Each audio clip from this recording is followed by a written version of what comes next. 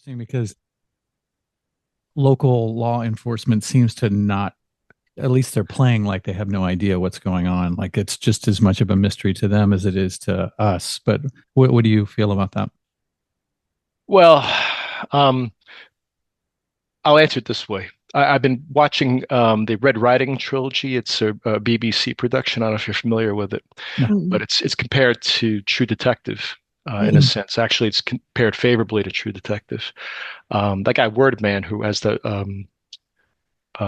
blog, turned me on to the trilogy, and it's set in three different time periods in Yorkshire, England, Hmm. and it's somewhat historical fiction in the sense of it ties into the Yorkshire Ripper murder stuff that was going on in the early 80s, late 70s.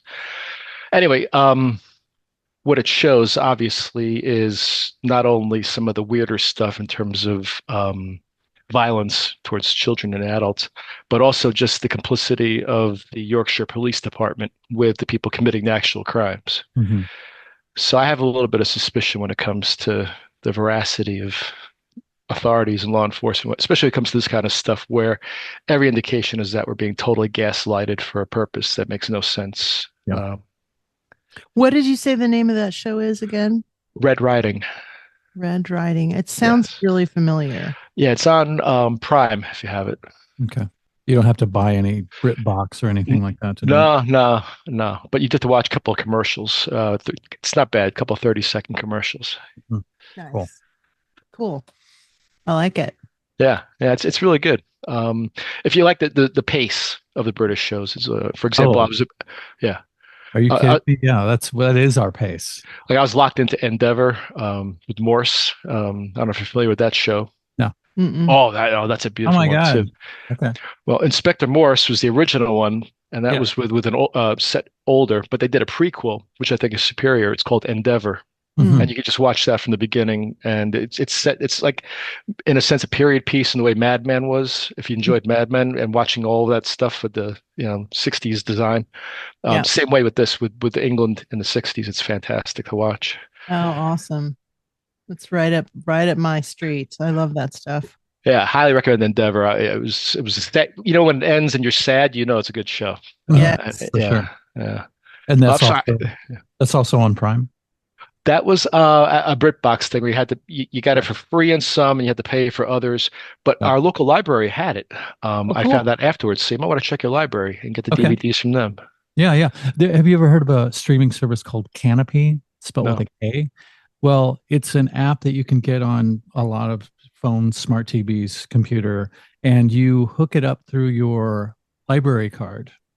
And you get a certain amount of credits, although I think yours is unlimited because you did it through your school, Hmm. certain amount of credits per month, and then you can just stream stuff for free. And they have lots of really, really wonderful and sometimes very obscure stuff on there. Huh. Yeah. So Canopy, Kanopy. It's really, really good. Is it a Yeah. backwards K or a forwards K?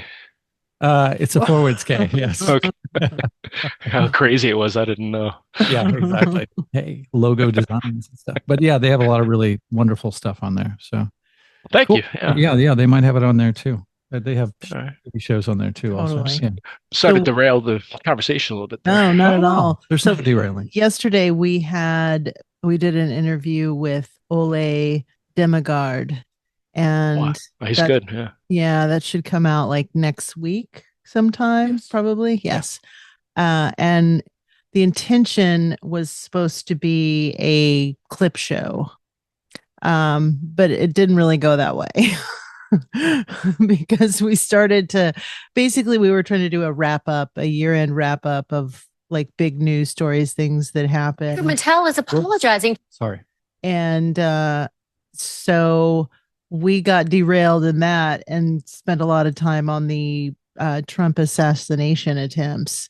But we have some clips and we would love to go through those with you guys and get your opinion of what you think happened in these specific events. If you guys are interested in Just for fun. dipping into that. Sure. It would be fun to have a melt clip show. Like, you remember that time where you were borrowing sugar from the neighbors and Yeah, like the soup, right? yeah, Is that Joel McHale? yeah, exactly. What would you like to start with? I don't know. I think the drones is a good one. Okay. As Julian was talking about this. Yeah. And thank you for showing up, Julian. Good to see new people for sure. Let's see. How do I do this here? Share this. And let us know if you can hear the audio, because we were having issues with that yesterday. I think that was a Riverside situation. Ish. Yeah. Okay. The nighttime flights began last month. Swarms of them startling local residents. And I see two big drones. They were propeller driven, going very, very slowly. For almost a month now, drones, some as big as small cars, have been spotted flying over parts of New Jersey, near military facilities, weapon depots, even President-elect Donald Trump's Bedminster golf course. One Republican suggesting this on Fox News. Iran launched a mothership probably about a month ago that contains these drones, prompting the Pentagon to shoot down that theory. There is not any truth to that. There's no so-called mothership launching drones towards the United States. After a meeting with Homeland Security, local officials came away frustrated, demanding Washington take this more seriously. 6-foot drones. I mean, that's not somebody who went to Best Buy and picked up a toy. That's a legitimate aircraft. They fly low, they fly fast, and sometimes go dark, making it difficult for police helicopters to track them down. The most important point to say is we don't see any concern for public safety. But assurances by the governor isn't cutting it. And we're not hearing from people who see a Bigfoot. So that's why I said, bring in the Department of Defense, shut down the airspace until we figure out what are these drones doing. With no clear answer who's behind them or why they're here, the FBI has begun an investigation and set up a tip line. Marcia? She looks high as fuck. Wow. I guess, with legal cannabis, everyone's getting stoned before work. Don't make you a bad person. No, not at all. Not at all. So 6 foot. I didn't know they were that big. I didn't know they made drones 6 feet long. I mean, those to me obviously are military. To believe that the military does have complete control of all the airspace is naivete. Maybe an Iranian there's nothing Iran does that we don't know about. I mean, people just underestimate the technological sophistication of state of the art. That's the problem. Everyone is 30 to 50 years behind what's really happening. Yeah, exactly. Well, the ridiculous statement that was made is they go dark. Well, what about fucking infrared film and cameras and technology? Like, come on, like the FAA doesn't see what's going on. That's utter rubbish. I don't believe that for a second. It takes advantage of the fact they've just tried to dumb down the public so much where there's no critical thinking anymore. I mean, and this is stuff predicted, back in the 50s with Bertrand Russell and with who wrote The Next Million Years, Charles Gaultier Darwin, who said that, we wouldn't be able to reason for ourselves, that a woman would have to consult an expert to figure out how to change diapers for her baby. We're at that point. Yes. We have parenting books, for Christ's sake. But I also think that it's important to recognize that what they're saying on the news is not what people are believing. So they can say this can be the propaganda, but people are watching that and probably skeptical. Anyone who's been in the military, anyone who's been in aviation, anyone that has 2 brain cells to rub together is probably not watching the news. And if they are, they're looking at that going, really? So I think that the intent is the dumbing down of America or the dumbing down of people, but I don't know that it necessarily works. I think people just keep their mouth shut. Well, and what puzzles me about it is it's so blatant. Like, if they can go dark, why aren't they remaining dark? Why is there sometimes 50 supposedly sighted in the sky at one time? It just seems like a flagrant display of we can do this, and you're not even going to question it that much. We can put this under your radar, and just I don't know. It just seems so like it's a display. It's like peacocking. Yeah, any military organization, in order to have something like this happen, number one, it has to be funded. Number two, it has to be ordered in a chain of command. So there has to be a purpose to a mission. Yeah. So is the purpose just simply to display an ability? Is the purpose to frighten the sheep because we want to get ready to move you to the next field over here, and we have to have the dogs barking at you? Yes. I don't think that they've displayed any technological, amazing, sophisticated stuff here. So that's not the purpose. So the purpose, in my opinion, is to simply get people chattering. And if you recall way back, you hosted a Milk Meetup where do we get our news from, right? Mhm. And even though this is bombarding typical mainstream media news, it's bombarding every modality. So no matter what whether people get their stuff from Substack, or if they get it from Twitter, or if they get it from Instagram, people are getting it regardless. Yeah. So it's getting everyone agitated. Yep. And then you add the whole political stuff with the change in the administrations now, and all the threats and the threats of violence and all that kind of stuff. And what you have is just a build where everyone is just sort of getting agitated, getting that something's got to happen. So Exactly. you almost feel it's palpable, like a purposeful sense of agitation. Like a tension builder, like just noise too, something to clog up the media while other things are happening.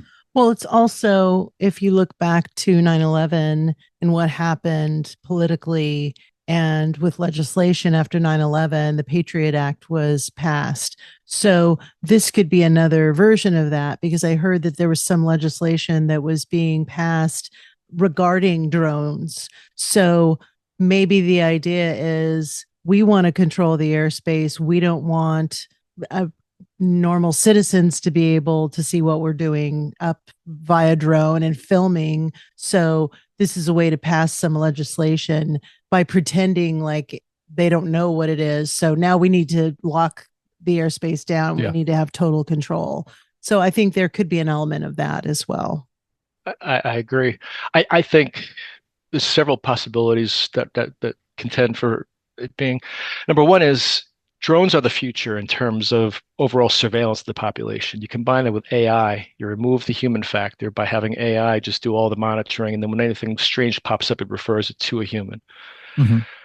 So it wants to get us all used to ubiquitous drone surveillance, and be okay with that. Yeah. And that's one of two possibilities. Or there's concurrently, the other possibility is they're finally going to reveal a new strategy and tactics within warfare, because currently, I think we talked about this, like the stuff going on in Ukraine, the stuff going on in Gaza right now, awful genocidal stuff, but it's still World War I strategy, World War I tactics. They're lobbing missiles 100 miles. They did that in 1914. No big deal.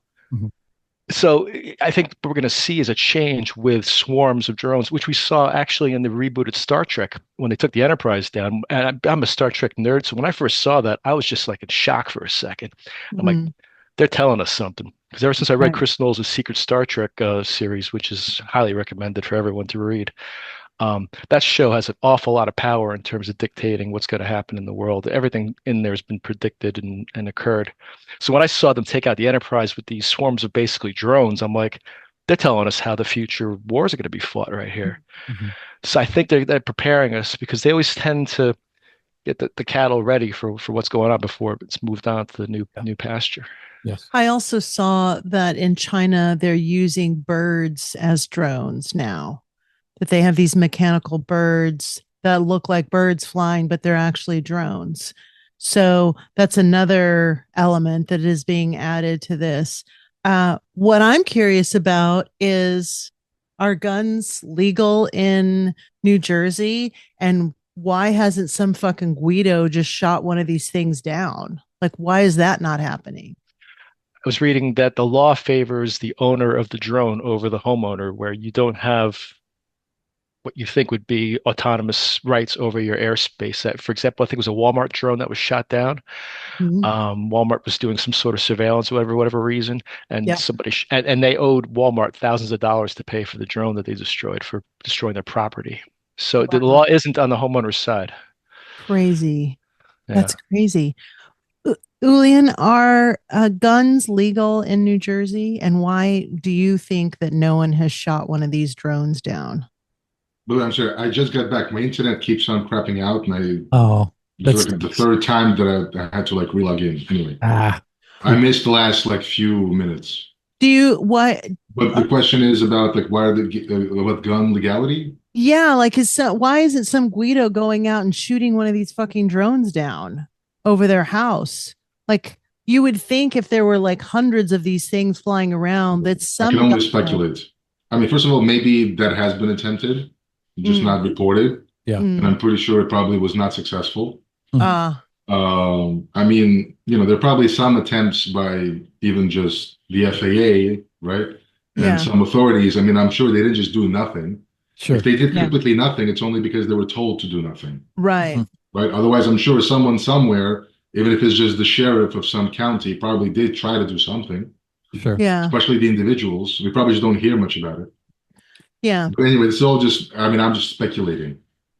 But it is the case that it doesn't seem like anyone has just went ahead, took a big net and grabbed one of them and be like, hey, everybody, I got a drone right here for you to check out. Like that hasn't happened, right? Exactly. Let's go Batman on it. Like right. Well, I don't Spider-Man. I don't know how much you pay attention to your local media sources, but is it something that they do every night? They go into this, or was it there just like maybe a couple of nights and they've forgotten about it already, or is it a big deal where you're at all? I mean, I don't follow like local news other than whatever I was getting updates on my Ring app. My news gathering is a little beyond like local. My focus, a lot of it is like the kind of stuff that you guys have on your show. Gotcha. That's what I kind of spend my time on. But sure. Something tells me, and this is not with any kind of high confidence, that one of the narratives that could be useful to consider here, that oftentimes gets glossed over or oversimplified, is that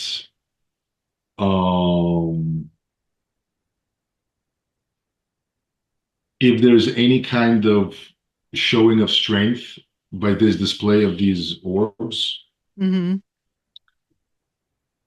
besides the public aspect of it, there's also the internal competition of it. So there's probably multiple camps, so to say, inside the government. Sure. Yeah. And many of them don't even some of them, only know of each other at the very high levels, right? We know there's Eric Wilson types who can rise up very high, but are kept completely away from any of the Black Ops stuff. And we know that there's Black Ops stuff. They're obviously in competition, right? Lou Elizondo, David Grush making testimony, getting congressional support, Tim Burchett, what's her name? Nancy May. Oh, you froze. There you are. You're back. Yeah. I'll take that as a compliment. Obviously, there's some kind of effort internally to resist this, Black Ops that just continues to spread like a disease, right? At the same time, there's existing programs that people have made careers and money on and benefited from, and who knows, probably even non-human intelligence, pulling the strings, There is the other side. Who knows? There might be more than two sides. Yeah, of course. I don't say it with any kind of confidence or anything, but something tells me that there is that competition. And if there's a competition, there's a decent chance that this display is the two camps going at each other. One camp could be saying, hey, we can do stuff and you can't do anything about it. Yeah, go ahead, someone in the National Guard, whatever, Yeah. And the other one has to somehow respond, but not respond. And if they respond too much, what are they going to do? Just have an internal war between the drones and the guns? Yeah. What happens if the guns don't work? How are they going to look then? Right? Each side is putting each other in a position that undermines their own standing. That's a good point too. And I don't think even if that's happening, that's obviously not the only thing that's happening, right? There's also the aspect of public perception and management and trying to get the public on the side or trying to get the public to be in the dark and all that. Right? Everything is in play probably here. But I think one narrative that could be useful to consider that oftentimes gets oversimplified because people just talk about the government as this monolithic thing is that it's not monolithic. Yeah, of course And not. if it's not monolithic, that means there's going to be differences of perspective, differences of interests, and therefore competition. And contradictory interests too. Not always Oh on the yeah, same side. right. Yeah. Whatever was the interest of Eric Wilson was not the interest of the side that tried to keep him in the dark. And that's just one public example we know about. For every public example like that, there's 50 others that never comes to light. It's interesting when you now, I mean, because of the whole Trump administration, the previous Trump administration, and how conspiracy theorists and theories got brought onto the table in a way that once those two words are even uttered, or anybody goes outside of the narrative that we're supposed to adhere to, they're immediately put under that very, very vast umbrella of lunatic or right wing, blah, blah, blah. So when something like this happens, for instance, with the drones, and then they start reporting on these conspiracy theories surrounding it, then I think a lot of people just automatically go, oh, I'm sure it's legit. I'm sure it's something having to do with the whatever. I'm sure it's in our best interest. And they stop thinking about it. Yeah. Right. People go about their day, right? I mean, it's not in their face or something. Yeah. Well, here's a real something to talk about at cocktail parties and impress each other with. Exactly. Yeah. Here's a clip of something that Hunter just talked about with the bird drones. Oops.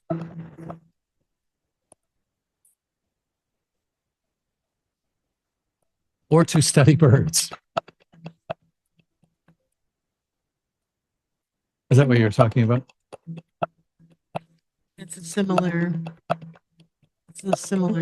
but it was in China. They're doing this in China where they're using birds as drones. Birds aren't real. And again, it's ubiquitous. Like you just see birds and you're not really, like, getting a telescope or a telephoto camera to look at it to figure out what exactly you're seeing.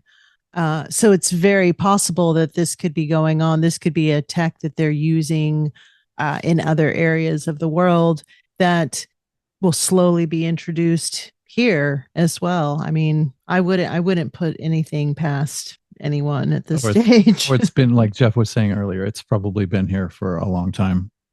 Yeah. And the birds aren't real thing was put out maybe to make anybody who even remotely approaches that idea look like an absolute lunatic when actually it might be it might be something that's already occurring.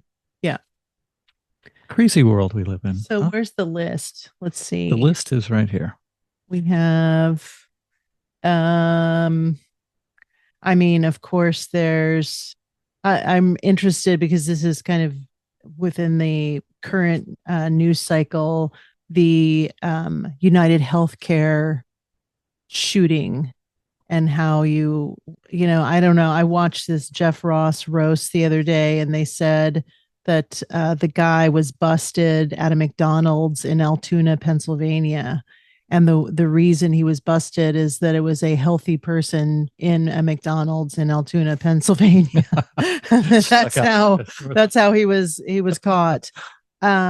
So when I saw the video of the actual shooting with no audio, and I usually like to watch things like that with no audio so I can just see what is happening.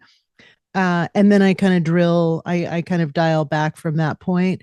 And, my skepticism says there's something else going on here. The guy 2 weeks before, this man that was shot sold a bunch of his shares, like $11 million worth of his shares of stocks. So what I'm wondering is it possible that this is someone who faked his own death?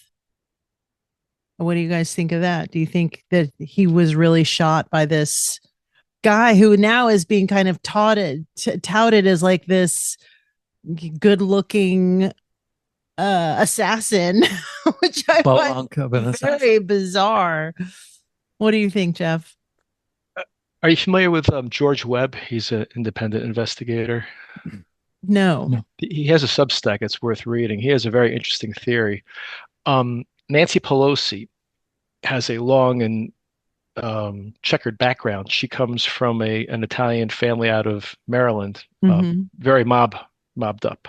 Her dad was considered to be a mob boss, not unlike one of the five family guys like Johnny Sack from Sopranos, Right. or that sort of thing. Mm-hmm.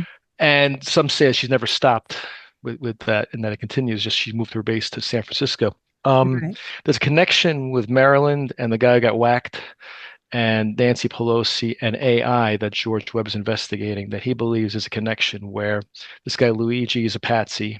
And there's actually photos where you can see the eyebrows don't match. Where one shows the eyebrows connecting right to the rim of the nose, right to the edge, and the other is they're separated. I forget which one is which of the two, but they don't match up, the nose. So he believes that in this jockeying for power and money with the AI and healthcare, and it's also related to that other guy who committed suicide, the Indian guy out in California. He was like a whiz who quit the Open AI project and was going to testify, and then he got whacked like a day before or a day after he announced it. 26-year-old man. Right. And no one heard a gunshot in his apartment complex, by the way. Because Webb was out there trying to interview people, and no one recalls hearing a gunshot, yet he supposedly shot himself. Which is another thing. I mean, how many people here have actually fired guns? It's an awesome thing to fire a gun. It's not like the movies where you just go bang, bang, and people just drop it. First of all, aiming is hard. A handgun is hard to aim. It's really like 6 feet away from a target. You're going to be embarrassed at how much you miss the bullseye. It's not easy. And it takes time and practice. And these people supposedly, like, in Connecticut with that kid, the autistic kid in Newtown, supposedly you just have this deadly mil-spec accuracy where you just pick up a gun and immediately you're just perfectly competent at it. And it's not the way it is. You can get there, but it requires training and discipline and time. And so these people supposedly just taking people out, crack a dawn. How do you know this guy was going to leave that high-end hotel? How did he get behind them? How did he know when he was going to come out of the building? All of it makes no sense except for it being possibly, an arranged hit and then a patsy setup, which is the usual MO. That's my thing. So far, it hasn't been reported as to the actual motive of this guy. Is that still a mystery? Well, the manifesto, yeah. I heard that he has back pain. What? So basically, that he's just a crazy guy. Like, is that the narrative? Bottom line. There's three bullets that had messages written on them. What were the messages? Did they ever deny? It was deny. What was it? Help me here, people. Deny something. It was strange. Yeah. It was 3 D words. He comes from wealth too, this guy. He's a wealthy kid. Yeah. So basically, he's just a crazy guy. And that's like the bottom line, kind of what's happening. That's how they portray him. Right. That's one. I think that's one of the theories behind it. But what's so interesting is if you compare him to the quote unquote Trump assassination attempt, they had a lot of information on this kid within 24 hours. Right. Like exactly who he was, where he was from, what his name was. Like the quote unquote manhunt didn't seem to go on for very long to find him. I don't know. I'm still in the camp that I don't believe that Jeffrey Epstein's dead. I think that he faked his death. And I think it's very possible that these people who are moving money, they just get to this place where it's like, you know what? I'm okay. Let me get my 11 million and change, and I'm just going to disappear myself. So, I mean, I don't know what's going on with United Healthcare. Like, I know they are one of the companies that denies the most claims of any insurance company. So that seems like a legitimate motive. But at the same time, I think, I don't know. Like, I just don't see this particular person in this particular moment. It seems very kind of out of left field that now we're going after like insurance guys. I don't know. I don't buy it. Can I see them, Mouse, just so I can look He up? didn't have a problem against McDonald's creating junk food that probably results in a few million heart attacks extra that would have been otherwise. I know, exactly. Let me see if I can find it. Hi, Deb and Rachel, by the way. Thanks for coming. Where are you, Deborah? Are you still on the road? No, I'm in Stratham at a friend's. Oh, okay. Stratham, where's that at? It's near Portsmouth, New Hampshire. It's kind of Okay. on the line to the Maine, right on the coast. But all is good? All is great. I've been staying there a while. I might just stay there a little longer. Fantastic. Yeah. Glad to hear it. Yeah. And how did they get the messages off of the bullet casings? So cool. I mean, all of it just seems very bizarro. I think it says deny, defend, and depose. So who is writing on bullet casings? That Right. They've offered nothing in this guy's background to suggest he was some sort of revolutionary, politically oriented type. He seemed very much a typical, quasi Ivy League kind of guy, like slotted to just keep going with the corporate gig, and he had everything in front of him. So, like, what was his background? I'm sorry, I didn't mean to interrupt. Sorry. No, so please, God. No, I was just gonna say, like, so what has been reporting about his background? Like, was he the kind of guy that like tortured little animals? Did he have relationship issues? Did he have any kind of petty crime in the past? Like, what's his deal from the past? Like, Nah, he's a rich kid who came from a family that runs nursing homes. right, but rich or not, listen, the level of dysfunction in those families, yeah, I see. Is not a correlation to how much money they got, right? Nothing I heard. So, I mean, so then is he really just literally had nothing, no issues whatsoever in his past, and then all of a sudden this happens? Or was he like a kind of guy that like had addictions to playing Dungeons and Dragons? Did he have relationship issues? Was there any kind of criminal history of his parents abusing him or something? Like, was there anything at all? Well, the claim here from AP is that when he was arrested and he was being moved, he was shouting, quote, insults to the intelligence of the American people. So what the fuck does that mean? As opposed to the rest of the world, is that right? Like, so is he saying that his arrest is an insult to the intelligence of the American people? I'm confused by that statement.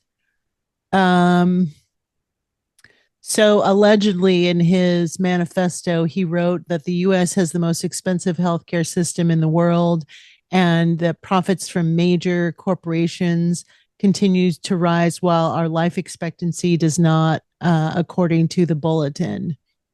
So they're trying to kind of frame him as a Ted Kaczynski murderer, that he basically is going after these like high level, or went after this high level person.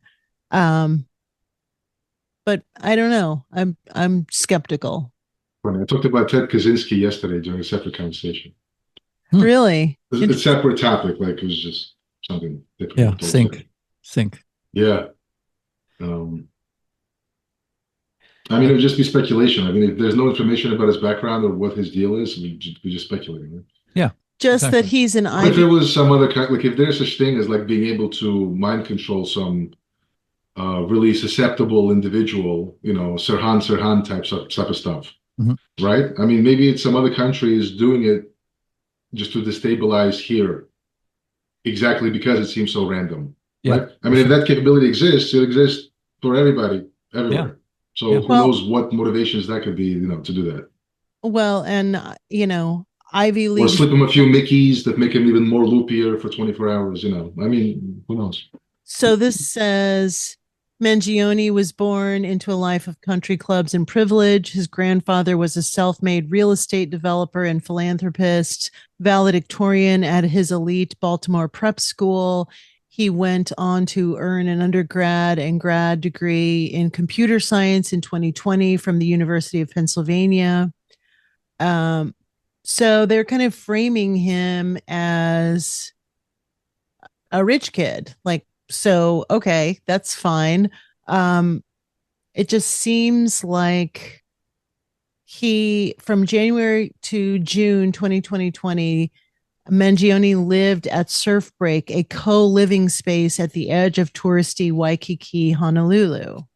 Okay, so this is interesting because years and years ago, I was talking to someone who is a FBI agent, and he said that the FBI uses hostels, like youth hostels, to recruit people.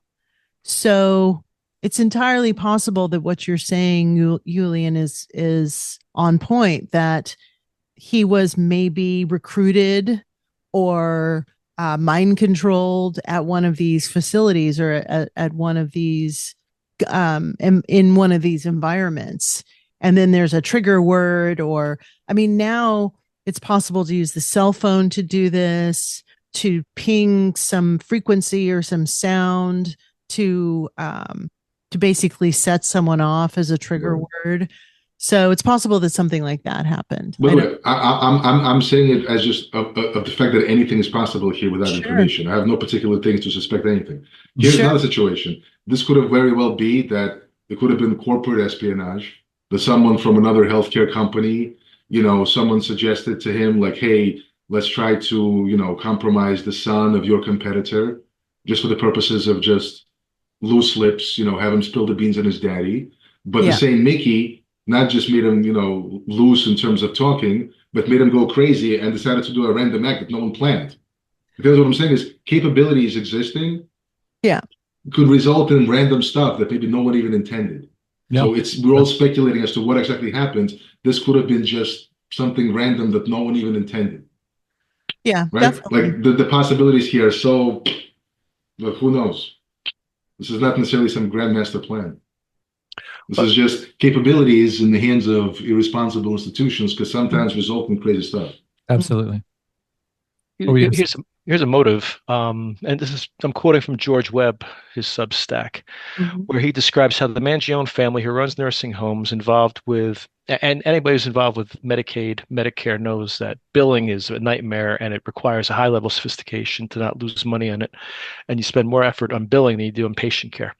But having said that, Webb says, I know of one wealthy family in Maryland using AI to get their health claims paid. That's the Mangione family running that network of nursing homes. Plans on partnering with McKesson, which is apparently an AI company, to push United Healthcare out of pharmaceutical claims processing. That's a pretty big billion-dollar motive.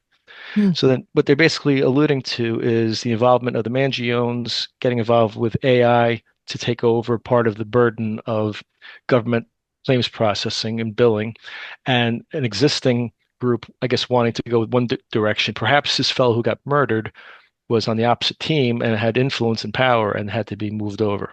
So that's a suggestion that you want to read Webb to see more of his work on that whole thing. But he connects more of the AI suicide / murder of that young guy, along with the Pelosi factor and the fact that nothing goes on in Maryland, big business, without her having a taste of that. Interesting. That's absolutely wacky and sounds completely legitimate. Do you want to talk about the porthole in Vegas or porthole in Vegas? Porthole. It's the ongoing conversation that we have. Have you guys seen this? We're going to show you a clip of this. I know absolutely nothing about this, so I don't have a whole lot to say about it, but perhaps one of you have gone into this a little bit. Hold on one sec.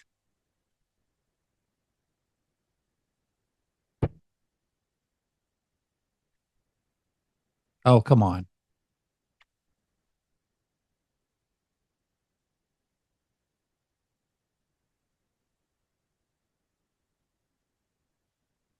Have you seen much past the photographs of this, or do you know speculation or anything behind this?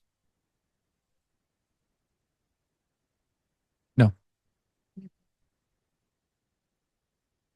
They're pretty dramatic looking, though.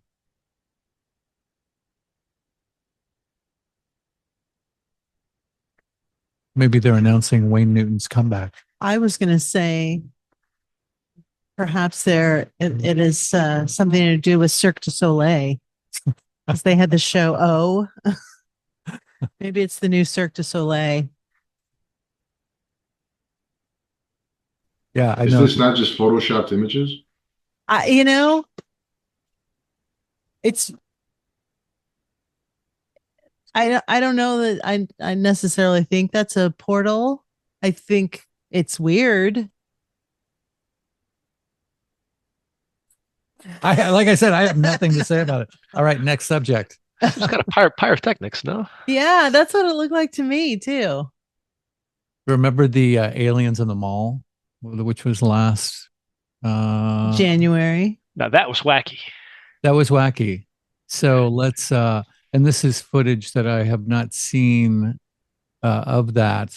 Let's see. Am I still sharing? Yes, I'm still sharing. So we watched this with Ole, and he said that the first thing he noted, we can maybe just even go. Okay, and now to our number one trending story on C. Okay, so what Ole said is that this color that this woman is wearing is like a indicator of a mind control op, that when certain colors are being shown now, and I thought about this last night after our interview, this woman does not dress herself. So basically anyone who's on the news has a stylist who has, you know, a massive closet of clothes that they're pulling for people, and they'll give her something to wear. So she didn't necessarily decide to wear this top. It's what was given to her to wear. So it's possible that what Ole's saying is correct, that these colors are used as a way to like engage the brain, where or as some kind of a signal, is what he was saying, that whoever the predatory race that's controlling our media, when they see that, they go, oh, this is like they're receiving the message basically. BSMiami.com. It involves talk of alien sightings at Bayside Marketplace. On New Year's Day, there was a massive police response in downtown Miami. More than 50 young people armed with sticks began fighting. Police say juveniles were also setting off fireworks, causing chaos.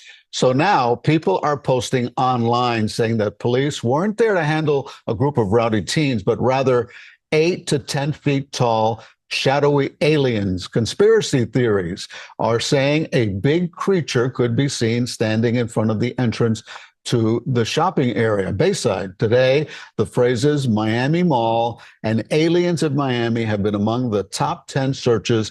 I would watch that reality show, Aliens of Miami. It's now called X. And Google News even has several reports questioning the event.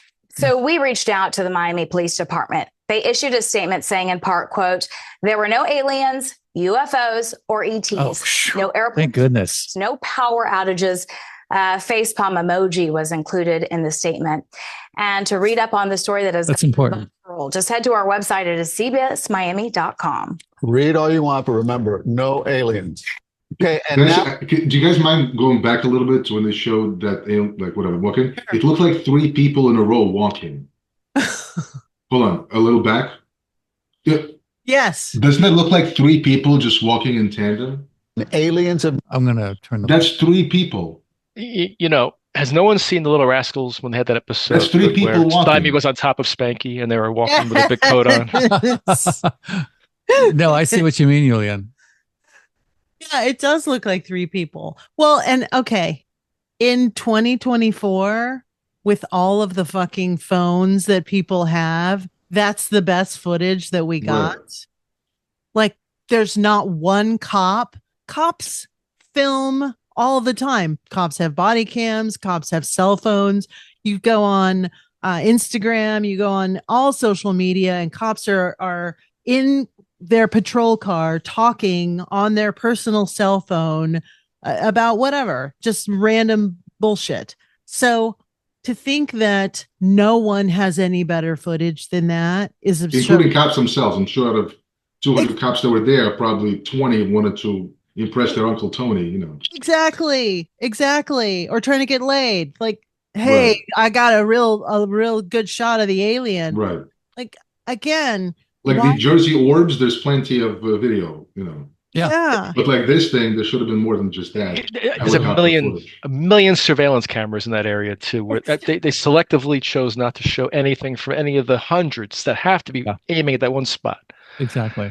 And also, like in a military example, someone had to make the order, and also there's a payment for sending 100 cop cars to that thing. Yeah. For sure. That's not a cheap thing, and someone's liable and responsible for making that decision. So who did it, and why did they send 100 cop cars? That's the question that's got to be asked. Yeah, absolutely. So maybe someone flooded a bunch of police precincts next to each other to do that, and they all had to respond or something like that. Mm-hmm. Well, and think of all the crimes that were being committed that there was no police to go to that location. You can sue. So you can sue the police force if you were injured during that period of time, and you have to hold them accountable as to why did you send all the resources there, and by doing so neglected me, and I ended up suffering. You could actually win a case with that argument, and they would have to defend that, and then you get discovery to find out why they sent all those cop cars. Yeah, the first head scratcher is why were there that many cop cars too? If it was just a bunch of teens raising hell, like what? That's the red flag. And someone had to coordinate and authorize that. That's the key. There's a person responsible you can pin down. That just can't happen at random. It has to be done through a chain of command. For sure. Yeah, because isn't there a sergeant at every one of those precincts? It's not just one overlord. It's like all of these people have to be in communication with each other. Right. You just can't send cop cars willy-nilly wherever you want. There has to be a reason. And there's protocols for how much force you send to a particular type of situation. Mm-hmm.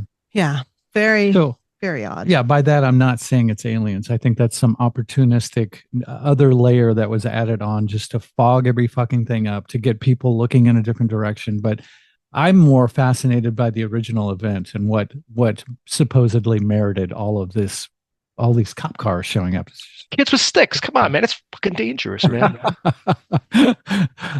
There's a Prada store there that they were trying to rob. Yeah, exactly. That's what it must be.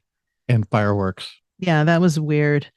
Now, just quickly, I don't know that we have a clip of this. What? But you guys heard about the coke in the White House? No, the cocaine that was found in the White House.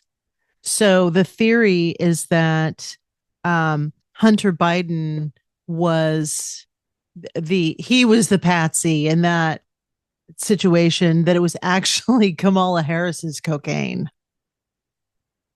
Thoughts, feelings? No, she prefers downs. You can tell that. I think, she probably has done all of her cocaine. That would be my theory.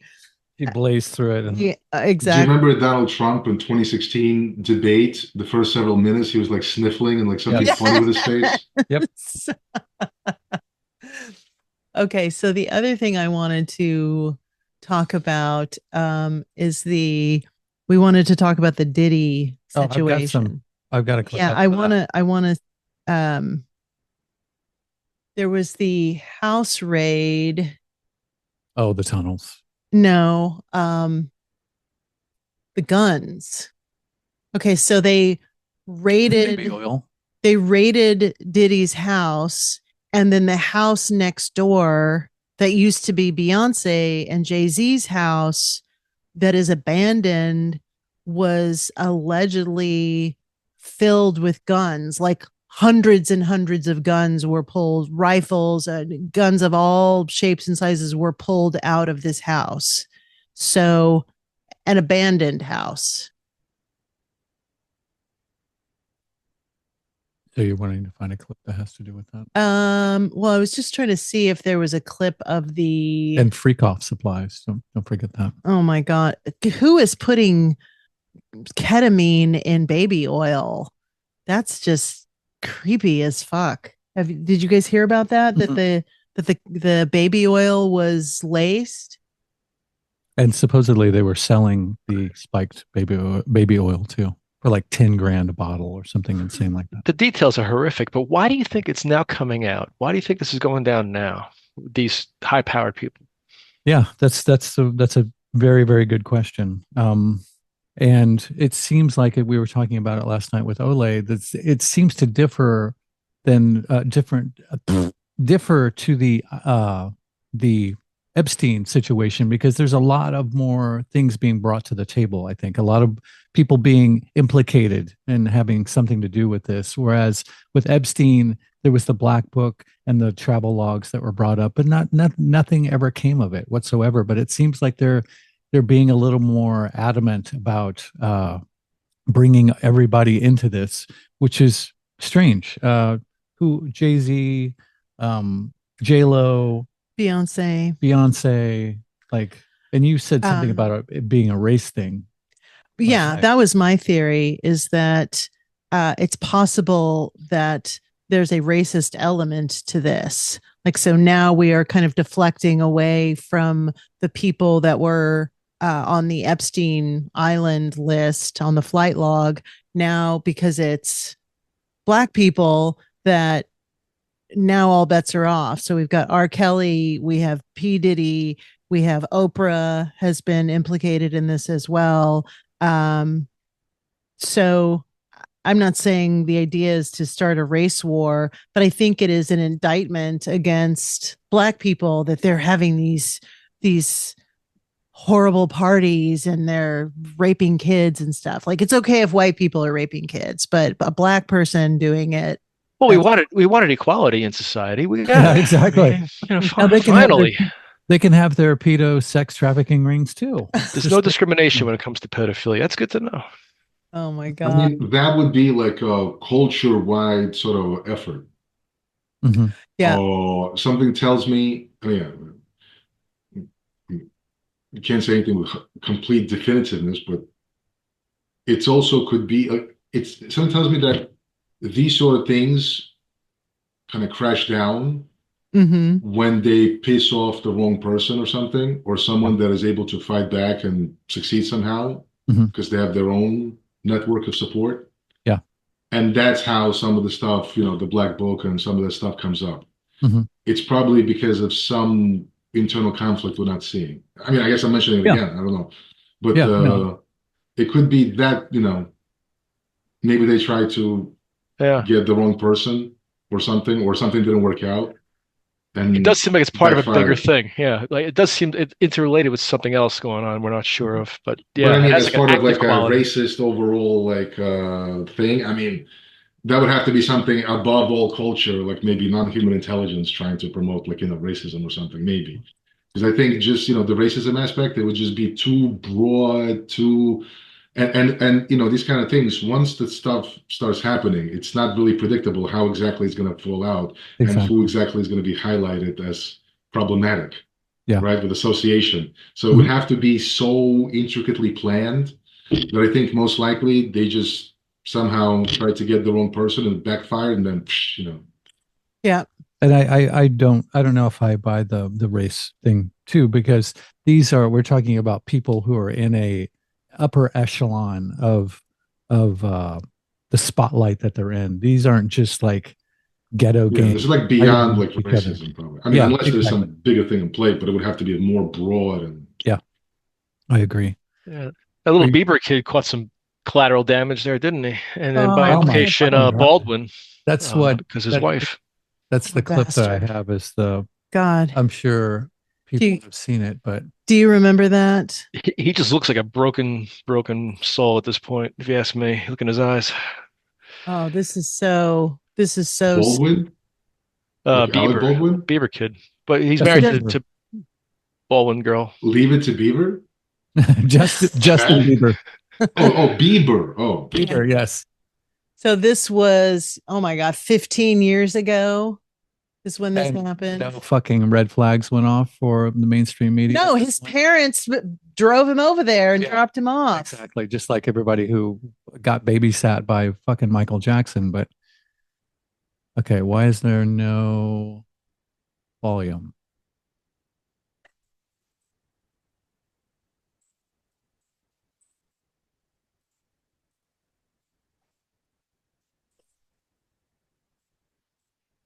A little dusty, you know. Yeah. Okay. Okay. All right. So I'm gonna be driving this next year. Yeah. When you get 16, you come down. You gotta, wear your seat. I mean, I'm 15. You could ride in the passenger seat. I got my permit. Not yet. No, 16. you're not ready. Slow down. Let's slow down. Jeff. Okay. Slow down. One Okay. step at a time. But yeah, the keys is yours when you get 16. You're good to go. I'm good to go. Yeah. All right. Then when you get 18, you get the house. You get the mansion. Okay. I get the mansion. Yeah. So where are we off to now?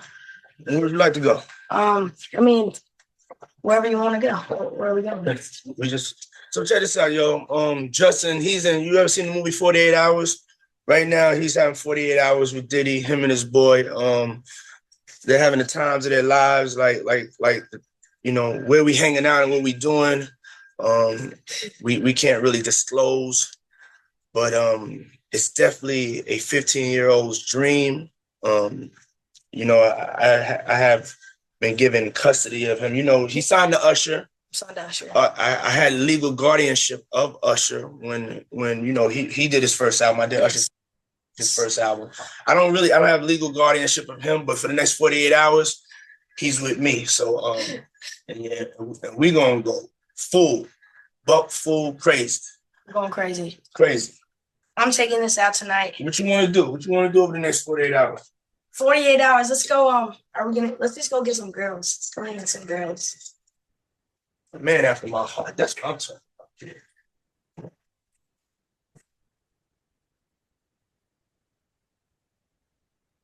Not creepy at all. No, nothing to see here. Oh my God. Yeah, and he's had a complete and utter meltdown and breakdown, and basically admitted that he was sexually assaulted as a child. I think this is evidence of that. So maybe we share this. It was hard for me being that young. Maybe we share this clip. How do we hear? What did the rest of you guys think, guys and gals? Let's watch. This is shocking. Yeah, let's watch this. You gotta press the share button. Yeah, I just did. No. Oh, that one.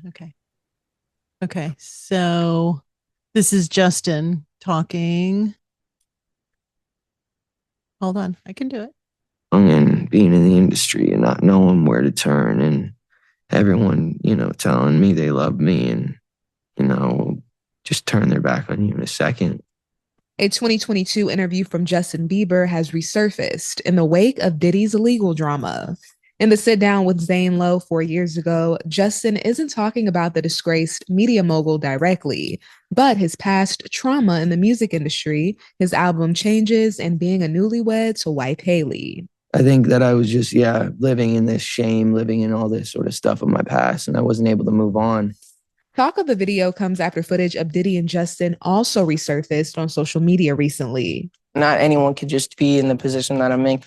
Video shows Diddy alongside teenage Justin, leaving people to speculate if, at the time, he subjected the pop star to his alleged freak-offs. Combs allegedly planned and controlled the sex performances, which he called freak-offs, and he often electronically recorded them. The freak-offs sometimes lasted days at a time. You're going to hear about my party. They're going to be shutting them down. They're going to probably be arresting me, doing all types of crazy things just because we want to have a good time. During the Zane Lowe interview, Justin breaks down in tears when talking about wanting to protect Billie Eilish, who at the time quickly rose to superstar status. Well, I just wanted to be a good example. And it was hard for me being that young and being in the industry and not knowing where to turn, and everyone, telling me they love me and, just turn their back on you in a second. I just want to protect her, I don't want her to go through anything I went through. I don't wish that upon anybody. When it comes to what Justin thinks of Diddy's allegations, a source tells ET Justin's not focused on what is going on with Diddy or the allegations against him. Instead, our insider says Justin and Haley are focused on baby Jack, whom they welcomed in August. They've been absorbed in their own happiness and family, appreciating this time together. So Go ahead. I find it interesting that he is talking about protecting someone else and not really calling his parents out. He's not really saying like, my parents didn't protect me. My parents benefited from these people taking advantage of me physically. And I find that interesting. And maybe one of the reasons is because he doesn't want to shine the light on the people that are closest to him.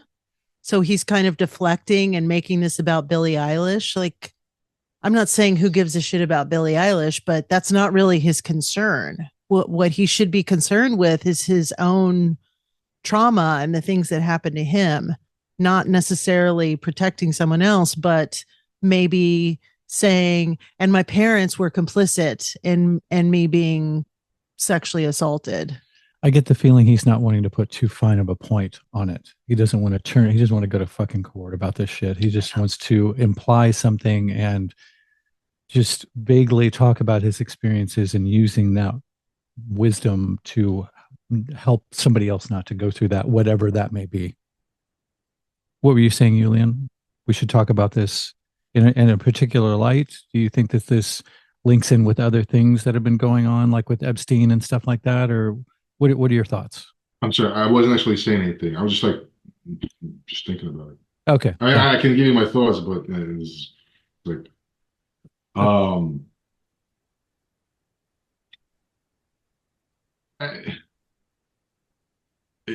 pure speculation. I mean, he probably did undergo something, at least some kind of influence, right? Because you can see they're all like, tricking him in the cars and blaming 15 years old, right? Yeah. So something did happen, right? But I think a big focus here is what is the infrastructure behind all this stuff, right? Mhm. Hollywood, the CCA, right? This mega corporation that have all these, agents. I mean, they're the ones that make the sausage happen, right? No pun intended, by the way. Yeah, exactly. Right? What is their role? They're the ones that know everything. They're the ones that hook up all these Hollywood stars with drugs, with deals, right? I mean, no one even heard of like Harvey Weinstein until the scandal happened. Yeah. Right. But then you see like all these stars making, $20 million a year, but yet when they go get an Oscar, they're all fawning over themselves, thanking Harvey Weinstein and all these kind of things, right? Because these are the people that are more powerful than all these stars that we all know about, right? Yeah. So, exactly. I mean, what's the infrastructure behind that? What is facilitating all these crazy parties, right? Yep. These stars don't just call up somebody on their phone to get some, drugs and have some parties. Mhm. There's a whole infrastructure that facilitates all these, the hookers and all these things, and make sure that if anyone starts talking, they get threatened and all the blah blah blah. Right? That is the interesting story here. How does that work? And why does it happen time after time? Harvey Weinstein with P. Diddy, with P. Schmitty, with all these things, right? Yeah. What is that all about? I think, is the real story. Did Justin Bieber really get sodomized or not? And probably something did happen. Is he also interested to get in front of the cameras, to get ahead of the narrative, to Mhm. paint himself as a victim, as opposed to someone that it could be potentially a witness in some of these things? Mhm. Probably. Was he recommended to do so by his agent? Most definitely. Yeah, exactly. Right? What is the infrastructure behind all this stuff that we're not talking about? Could I add?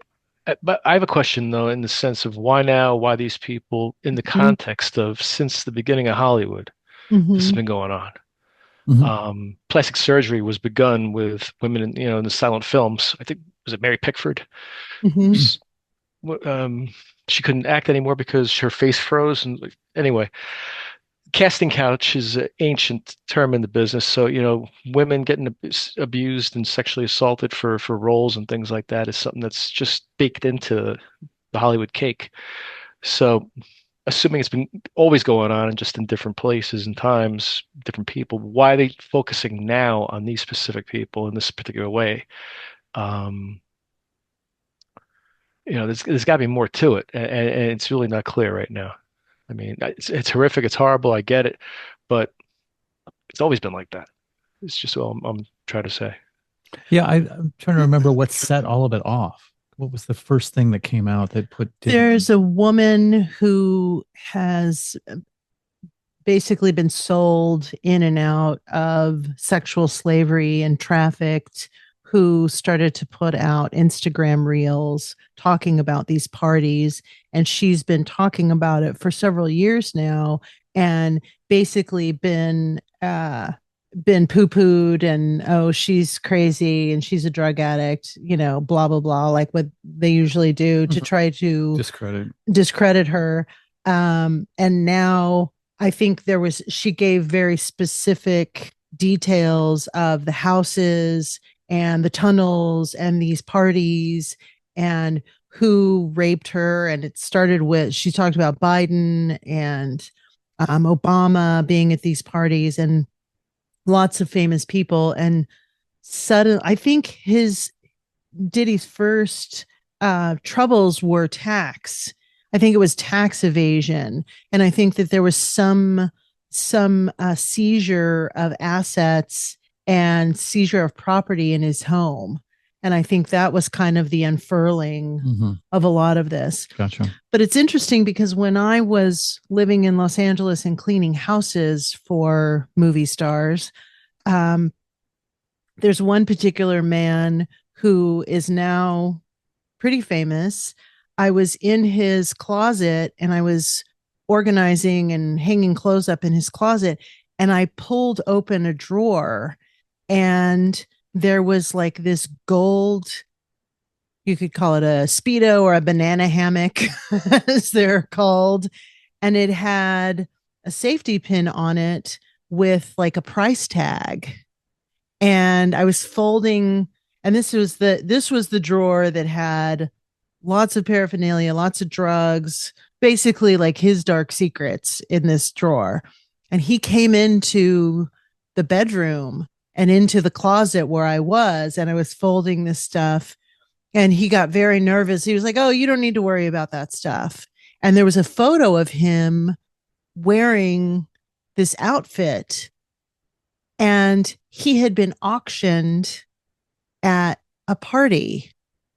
And he told me that he said, "Oh, that was a party for my agent." And it was a female agent. And I remember thinking back then, oh, I see what's happening here. So these agents, as you're saying, Julian, have these parties and they're basically bartering for people that they have sex with or they want to humiliate or whatever the intent is. But I saw this, like I saw it red-handed.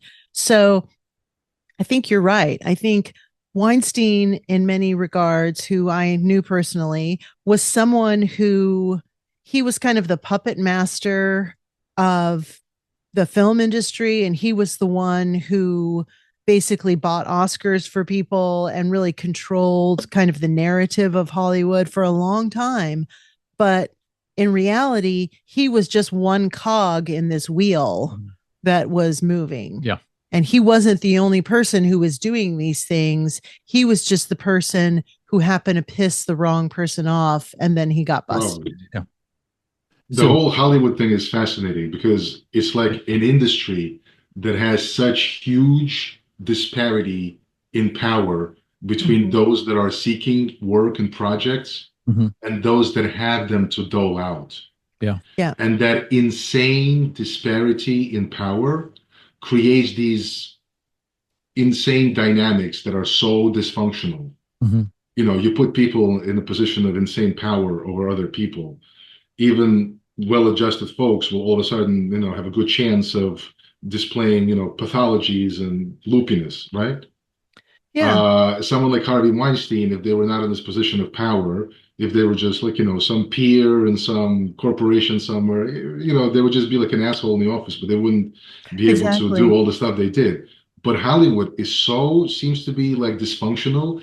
It brings out the worst in people, both in terms of like fawning and being like a brown noser and, you know, saying the right thing and looking and doing the right, you know, style. And then the people who have this power behind the scenes, who don't have to be in the public eye to wield power, in fact, part of their wielding of power kind of also depends on not being in the public eye. And they have the budgets and they have the relationships, and somehow, they're constantly involved with presidents. Like, what the hell is that all about? Exactly. Yeah. No president's gonna bring out for the what do you call it, the convention speech, the head of the AFL-CIO, because he's not easy on the eye, right? It's gonna be like some Beyonce and stuff, right? So Exactly. Hollywood has this thing that it's constantly full on pedal to the metal to just appeal to this like part of your brain that has to do with like the weakness in people, the flaws, the style over substance. And it creates these, and combined with this disparity in power relationships, creates the space for this kind of stuff to happen. Yeah. Well, you get these damaged people who are so utterly desperate for validation, and to be in a position of fame and power to them that they're willing to do it. Like giving somebody a hand job or something like that is nothing compared to the goal that they want. So they just see that as like, oh, that's just something that gives them their break, part of the game, so to say. Yeah. Well, the thing that we've discussed many times on the show is that Harvey Weinstein was in every sex worker's book worldwide. So it's not that he lacked willing participants. Yeah. What Harvey Weinstein wanted was the woman who didn't want to fuck him.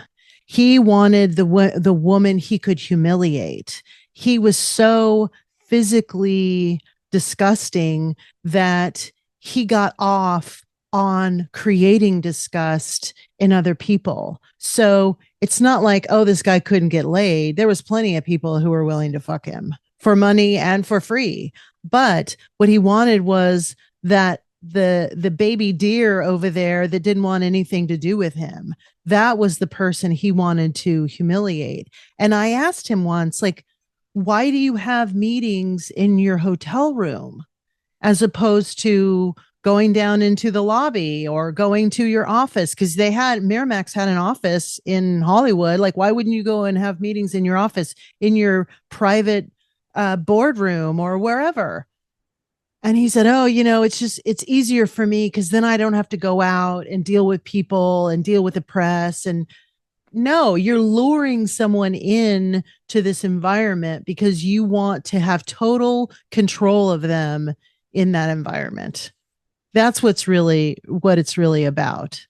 And if someone says to you, Rachel, I want you to come to my hotel at 11 o'clock at night and have a meeting, what's the first thing that pops in your head? Are you thinking, oh, well, we're going to talk business? Yeah, this person's putting you in an environment where there's a potential for something to happen and there's no one else that's going to see what's happening. And that person could be filming you.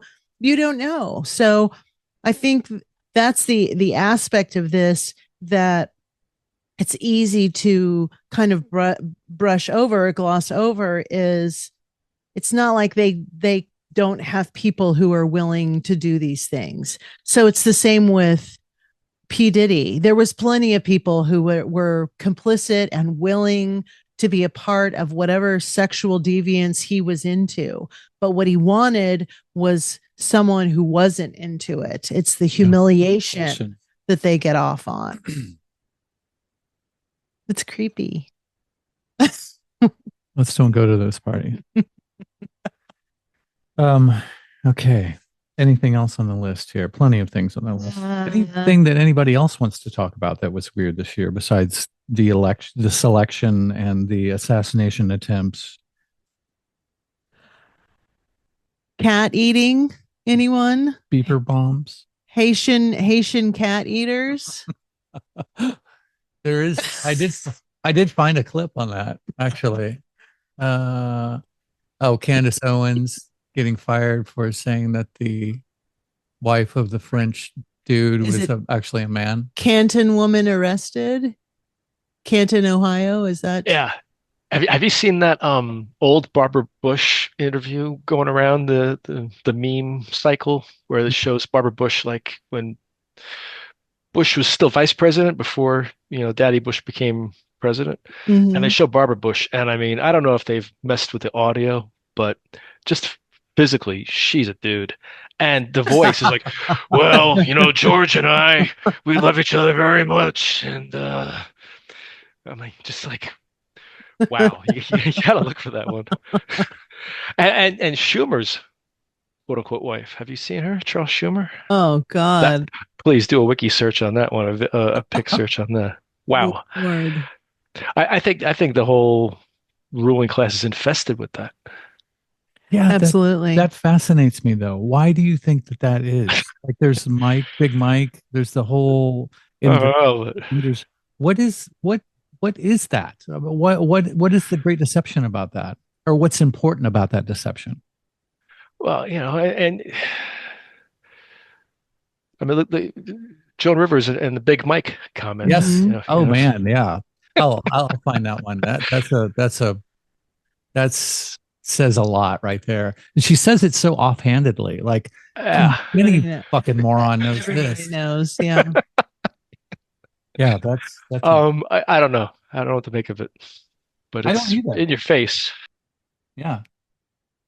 I think part of it is again, it's a mind control ritual that happens where you live in this inverted reality where women are men and men are women, and it's. And do you think that the country? Oh, there. No, go ahead. Okay, hold on. Let me. You will see the first. And do you think that the country? Will you be quiet? Technology, obey me. Okay, let's see here. Share.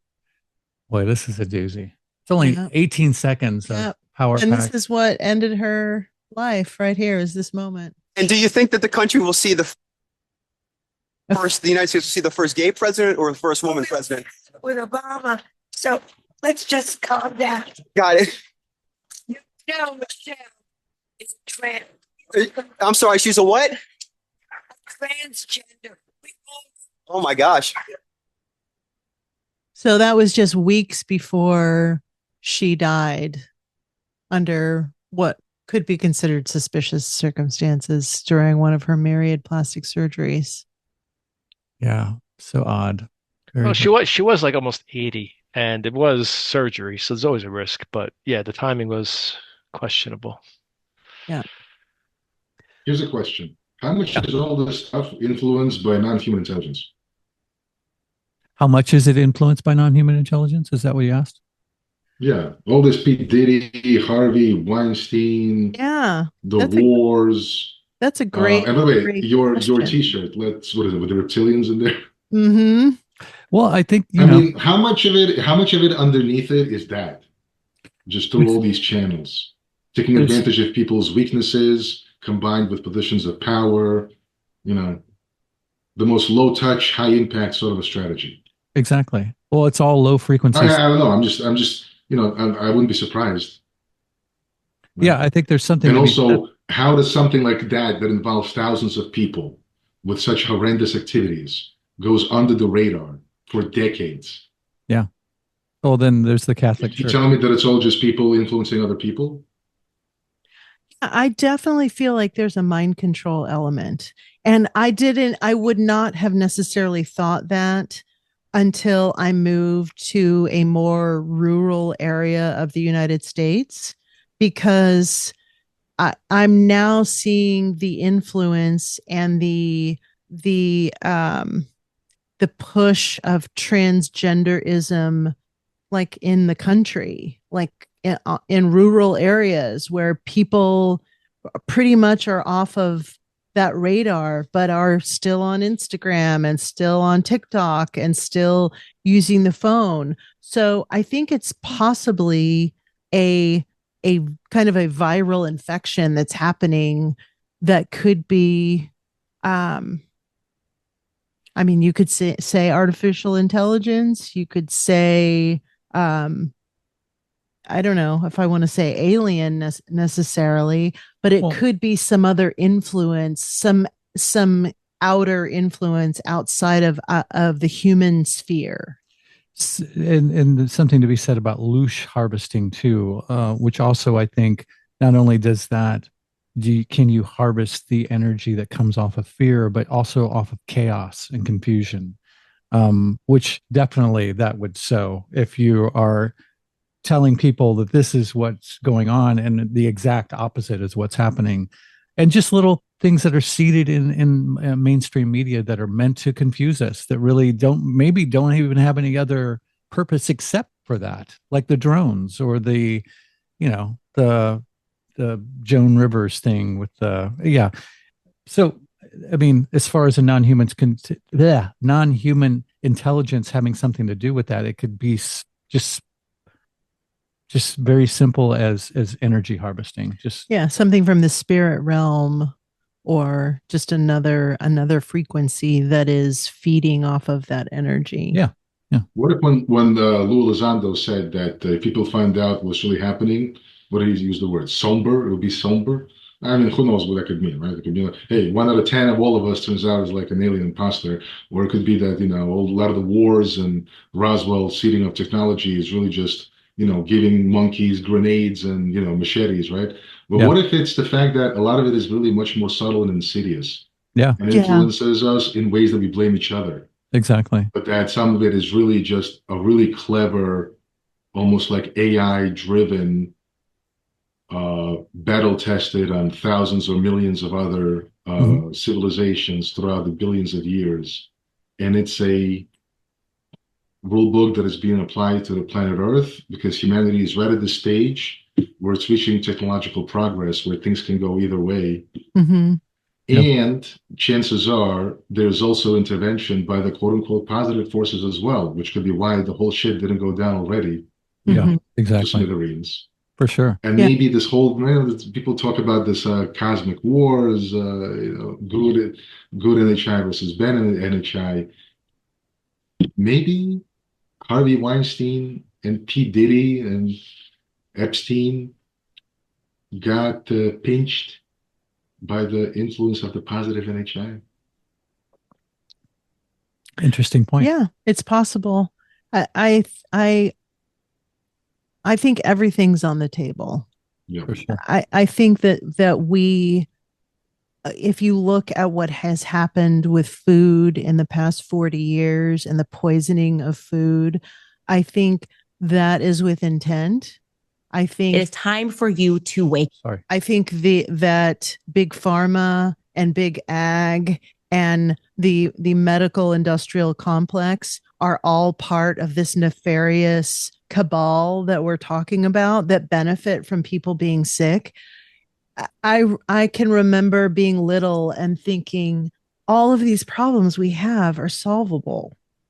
There's enough people on this planet that are smart and innovative that we could solve we could solve homelessness and hunger and poverty, and everyone could live in a form of wealth by having their health. But there's also people who benefit from people being sick. So until that weight or that balance, the scales shift to it being more beneficial for everyone to be healthy, we're just going to keep going down this road. But yet somehow humanity just doesn't get completely knocked out. So somehow the dance continues despite all these assaults. Yes. Okay. So think of what happened during COVID. Yes, people died. Yes, people got sick. Yes, people got locked down. But also, a lot of people, quote unquote, woke up and started growing their own food and started to spend more time with their families and started to consider their own physical health. So I think there's always going to be a segment of the population that buys into the narrative and kind of goes along with it. And there's always going to be the opposite energy that happens where other people say, no, I'm not going to do that. And no, I believe that there are two genders. And no, I believe that men and women should be married, and that these things are good. Not everything is going to always pivot towards the negative. I think what the propaganda is trying to feed us is this idea that we're all powerless and that the fear is the thing that is most important to cultivate, is your fear of the other. Mm-hmm. Low frequency harvesting again. Well, back to what you were saying before, I think about scarcity. I think all scarcity is manufactured. There's enough of everything for every health, enough currency, enough resources. It's all made to look like we're just barely scraping by so that they can be the gatekeepers for those resources. And listen, if 0 point energy is a thing, yeah, I mean, you have unlimited energy. I mean, Tesla, right? Exactly. I mean, of all people that constantly talk about 0 point energy, it's not just the conspiracy theorists. It's Hal Puthoff, who's like as insider as it gets on some of these things. For sure. Yeah. I mean, I don't think that's random. No. And it probably is indicative of that internal competition, right? But if that's a thing, even if 0 point energy is harvestable to the tune of 1/10 of 1%, you have enough for everybody for a long time. Easily. Yes. So, what do you guys posit is going to happen next? And I don't mean from like a conspiracy perspective, but okay, now there's some people who think that Donald Trump is the golden boy and the savior, and he's going to save the country, and the border wall is going to go up, and he's going to clean up Washington and all of these amazing things. We're heading into this utopia because of this presidency. I don't necessarily co-sign on that. I don't think that is the reality. But what do you think is going to happen in this next year, in this next 4 years? I would love to hear your thoughts. Anyone? Jeff, Julian, Rachel? Well, beats me. Can you hear me okay? Yeah. Yes. Okay, just making sure. So I think just because of what I experience in my own reality, I just think that that balance is coming back. And so I think that is the one thing that they can't really control is the divinity within us. And there is always that balancing force, however you want to look at that. And it is so out of balance right now that I think that's what is happening. I don't know. So I don't know if it does seem that like Trump is like going to be this savior. But then we also are watching that it's the billionaires club, so we're still not there yet. But I also think that and I'm not quite sure how this gets accomplished, but again, in my personal life, we have to save ourselves. Like we have to fix this. Yeah. So I don't know. I don't have a whole lot of answers, but that's just kind of what I see. What do you think, Jeff? Just going by what's been said to us by some of the big authors that they've released over the last 100 years or so. I mean, there is an agenda if you buy into that whole point of view, and they have a certain set of milestones, and they're knocking them down as they head forward. And you can argue whether they're ahead of schedule or behind schedule or what have you, but the schedule, nonetheless, ends. And this is what they said, going back to even Karl Marx, is that there would be three global regions: the Americas being one, Europe being the other, and the Asia being the other. So it's getting rid of countries.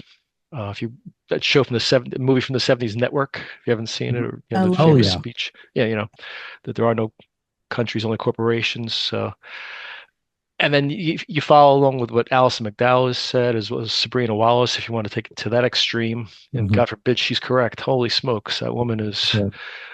I would love to get her on the show if anybody Yeah. get a hold of her. But it's a sure pessimistic attitude where if her view of technology, the current state is correct, we are just under assault to a degree that it's unfathomable. I'm sorry, what's your name again? Sabrina Wallace. Yeah, she's worth checking. She has a channel. I think it's called Sci Energy or Synergy. Yeah, on Rumble. Yeah. She talks fast, so you might have to watch it a few times. It's a lot.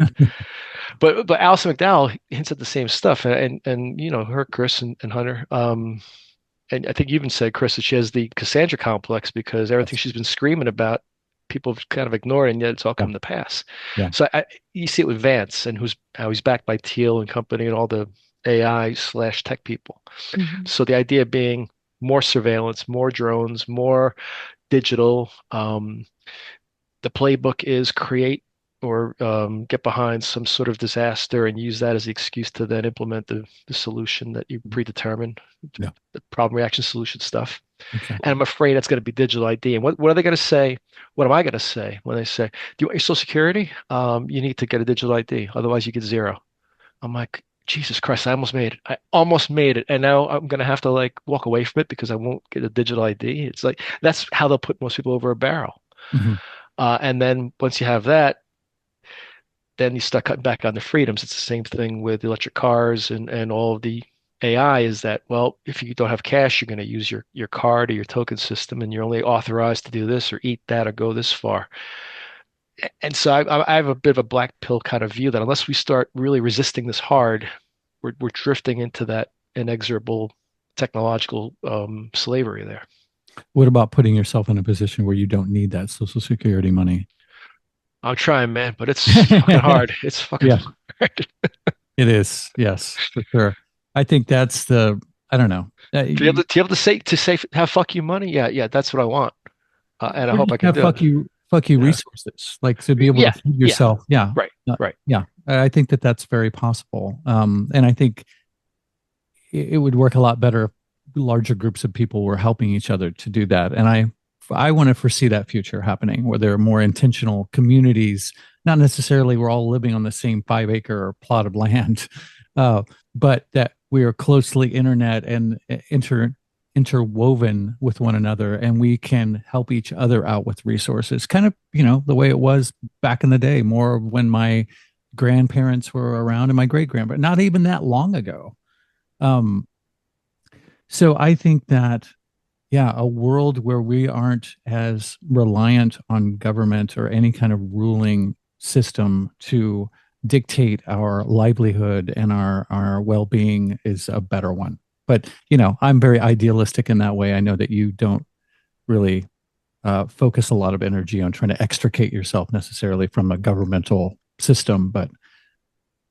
You know what it is? I'm lazy. It's just easier to a lot of work. Use what they give you and have some red lines that kind of shift a little bit here and there. But that's great. That's funny. Yeah. Yeah, it does take a lot of attention, a lot of time, a lot of form filling out and research, because there's so many different ways of going about extricating yourself from and killing your contracts with the government. Yeah, no, I was involved when I was on Long Island. I was in with this group out in Suffolk County, and this chick, and I have the law dictionaries and everything right here. Oh, cool. Yeah, I've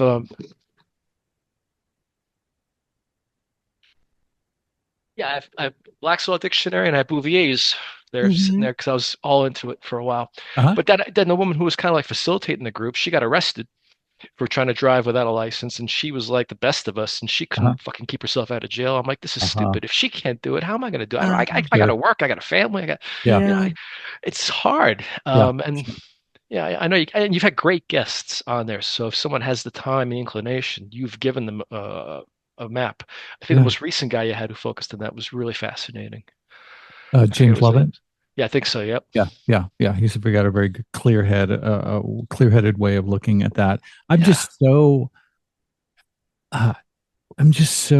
pissed off that I'm expected to live under a system that I did not agree with, that is really kept in play by force. You're being forced to pay taxes. You're being forced to jump through all these hoops in a situation that I would never sign off on. So that obstinate child in me just is like, fuck no, I don't want to, I'm going to find any way that I can to break myself away from this, because it seems so unjust. And it's a racket. These people are not out for anybody's well-being.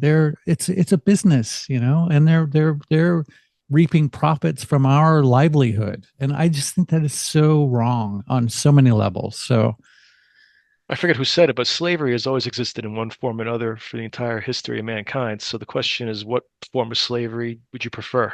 Because you never got to completely extricate yourself from, even if you boil down the essence to, you're going to be a slave to nature because you won't have any governmental resource to back you up. And if a pack of wolves comes, or you can't call 911 because they won't give you an ambulance because you're free from that. In other words, if you pull yourself completely away, you still are in danger from things. yeah. Are you a slave to your family? You define slave, but yet you have to find a place where you can live with some sort of ethic and some sort of consistent set of mores. And I don't know where that is, and that's an individual choice. Sure. My problem is that the people controlling things right now are limiting our ability to make any sort of choices in that regard. There's only one choice, and the choice is further immersion, further submission, and any opportunity to become independent of regulation, of taxation, of oversight, of governance is against the law. And that's the problem, is there's no escape clauses anywhere. Yeah, exactly. You should be able to opt out. Right. Yeah. I think that for me, the concern is some of the people that Trump is putting in to his cabinet. I'm very concerned about Elon Musk and what Elon Musk's agenda is for the world, for the United States. A brain chip guy, he's fine. Yeah. And I think that there was some, I want to say an ex-Pfizer exec that he's put in place as well. So I think that this idea that he's going to somehow save us is fraught. I just feel like there's always going to be a wolf in the hen house. There just always is. They will always provide the heroes for us to follow. Yes. Yeah, Musk is being put out there as the hero, just like Trump is, and you got to be your own champion, right? Yeah, it seems a little nefarious. Thiel's connection with JD Vance, and I don't know. I want to believe that Robert F. Kennedy Jr. is the right person for health and human services. But he is someone who is, I'm not saying he's pro-vaccine, but he's definitely someone who is trying to play both sides of the fence and saying, you can get your vaccines if you want them and it's fine. And, but he's also saying there's no evidence whatsoever that vaccines have ever helped anyone. So it's like, how do you ride this line of having one foot in both camps? Well, with the RFK, it's easy. In my mind, you can tell if he's full of shit or not by asking him point blank, will you or will you not require a controlled double-blind study of vaccination safety using a control group that has never been vaccinated and measure health outcomes specifically and release that data? Unless he says, absolutely, it makes perfect sense if you're a scientist, but they still haven't done that with any vaccine. Doesn't exist. Exactly.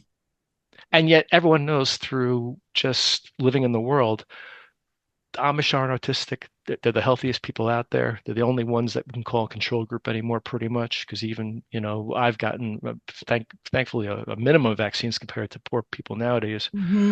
But still, I'm sure I have autoimmune diseases going on right now as a result of the few that I did get. So short of that, he's captured. Totally. Who are we talking about? RFK Jr. So, either shit or get off the pot when it comes to that sort of thing, because we all know that this latest jib jab is absolute genocide going on, and we're going to continue to see the damage from this for the rest of our lives probably, and we're only just seeing it. And they only are doubling down on this. They're not backing off. We can say how we're winning and everyone's getting knowledge and this and that, but it continues. And Japan just authorized and/or released the aerosolized self-replicating version of this nonsense. That's not winning. We're not winning if that's occurring. Yeah. So full stop on that, because if shedding actually does occur, then we are putting the entire human race at risk, regardless of your personal choices to whether to opt in or out on getting a jib jab. Yeah, I just don't. I don't buy it. I've lived too long. I've lived through too many elections to think, oh, this side's gonna got my back. No, they don't. No. You know, people say like, oh, it's never been crazy, never been crazier. But if you really think about the late 60s, it was nuts back then. And people were on the streets, people were getting shot dead. Riots were going on full bore all throughout the country. Yeah. Midwest, Northeast, etc., down south. I mean, it was real protests. We are all anesthetized now. No one is protesting anything. Now, I'm not advocating any kind of rioting or violence or anything like that. But what I'm saying is, what's it going to take to get people off their asses and say enough? There's certainly enough to say, I've had enough of this. Pick your poison. Are you against genocide? Well, we got a couple of examples here. You can sign up to that team. Are you against poisoning the humankind through medical malpractice and poison shots? Okay, well, there's so many topics to choose from to get pissed off about. The fact that people say we're winning now, it concerns me because Well, I'll tell you exactly what it is. You know what the difference is? There was no internet. Yeah. There was no fucking internet. So you shut the internet off, there will be people rioting in the streets. And cable TV. It's just that I think because of the fragmentation of our media, we have our people are more fragmented. We're allowed to go into our own little echo chambers, no matter how wacky or fucked up they are, and remain there undeterred by reality at all. And then you get factions, many factions, thousands of factions of those people, and they come out and talk in real life, and they can't. And so I have a friend who's obsessed with manicure videos. And all she watches on YouTube and on Instagram is people getting their nails done in these very intricate designs. I mean, take that away. Take the phone away. Take the internet away. There's more noise. And there will be people that look up and suddenly say, oh, well, I need my nail videos back, and I need to be able to instant message my friend, and then there will be rioting in the street. But right now, there's no reason to do that because you can fall down any rabbit hole you want and nest there and just remain there undeterred. It's as though our survival instinct has been under attack because even parents, grandparents should be furious for the future for their children and grandchildren, and yet I see such a helplessness or not laziness, but a lack of concern, a lack of just there's no alarm bells going off. Yeah, exactly. And when you present facts, a lack of curiosity. Well, there is an alarm bell, but where we have pivoted is that now everyone wants to be their kid's friend. Yeah. Gosh. So this idea, and I see it with our sons too, this idea of saying no more phone, or you have to bring your phone into the living room at night when you go to bed. You don't want to be the bad guy. I just learned the asshole. I just learned that parents will bring Starbucks to the school for their children and their children's friends. God. Now, when I was going to school, that would get you an ass kicking. If your mom showed up and brought you a coffee or a hot chocolate or something, you would get your ass beat by someone, and deservedly so. So I think that might be an explainer. Yeah, it's just wanting to be cool, wanting to be the cool parent, not wanting to be the asshole who is disciplining their kid. And I think that's what a huge inversion is, that now the inmates are running the asylum because these kids don't know what the fuck they're doing. And they are so unhappy because they want the boundary and no one is saying, okay, enough. The parents don't know there should be a boundary there, and the kids don't have enough rebellious spirit to know, I don't want my mom here. This is my world. Get out of my world. Both sides have been short-circuited. It's crazy. But kids adapt very, very easily. If you set a boundary, they usually will. They may bitch and whine about it for a day or two, but then they get it, or at least our kids do. I can't speak for all kids, but But that's been engineered because, when we're growing up, I mean, the worst thing you could have is your parents showing up in any situation with your friends yeah. were around, and it was the Exactly. most humiliating thing ever. Yeah. Mom. Yeah, I went one day. I was teaching our son to walk home from school by himself because we live a mile away. And I said to Chris, I said, it's good for him to have a little resistance in life, like not to have a whole series of green lights where everything is done for him. Like he can walk home and it's not going to kill him. It'll actually probably be good for him to get outside. And so on the first day, I walked to school and then I sat in front of the market that's very close to where his school is. And here come the flood of teenagers in their pajamas. Here they come. And I see him coming and just the horror in his eyes that I was sitting there and I wasn't in a car and that all of his friends were going to see me and then he's the sweetest human. And he's like, hi, what are you doing here? And I said, I'm going to teach you to walk home from school. Okay. But it was just like, oh my God, the embarrassment that then he has to explain who I am to these people because it's in a completely different ecosystem than his home life. And now there's a crossover that he does not necessarily want or need. So it's good. I think that it's good for kids to feel like their parents are engaged, but it's also good for kids to feel autonomy. And I think that that's the stranger danger thing that started to happen in the 70s and 80s of, oh, your kids are going to get kidnapped and sex slavery and all this bullshit that was fed to us. I think we raised this coddled generation of kids that need their handheld. Like I've seen kids riding the subway at 8 years old in New York, taking themselves to school, being able to navigate getting home from school. And I think that kind of autonomy teaches self-confidence because if the shit goes down, I know my address. I know how to get home and I don't have to rely on someone else to do that. So that's my bully pulpit. But do you folks think that also it's too easy to just be like one-sided cynical about this kind of stuff? I mean, look, tech progress, internet, that's what we're doing right now. Would we be having this conversation if it wasn't for the internet? Yeah. The best thing you could do is probably go to the library, look at some 3 books that would just give you some introductory 101 to this stuff. But then I couldn't do any of the research that I've done without the internet. Zero. Zero. Exactly. I would do like some basic stuff. Yeah. Yeah. I'd know about there's this thing called the grays and then mantids. I'd be aware of that. That's it. It would take years for you to do the amount of research that you can do at right.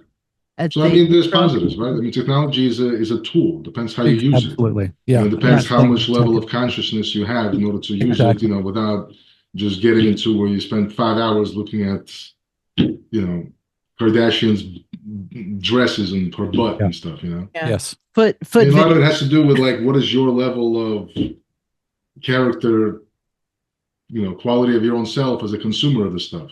Mm-hmm. Yeah, but it's also an age thing too, because every single one of us grew up in an era with the Dewey Decimal System. We grew up before it was. And half of the cards would be misplaced because not everyone would put it in the right place. Come on, it's a trade-off. Listen, the Dewey Decimal System, I can do without. Because the system in theory works. In practice, it was a bunch of crap. And you couldn't find jack whatever you had to look for. What I liked the Dewey Decimal System a lot. I went to the Brooklyn Public Library that has like 5 million books. Oh my God. 4 of them were never found because they got misplaced once and they got out of the system. Yeah.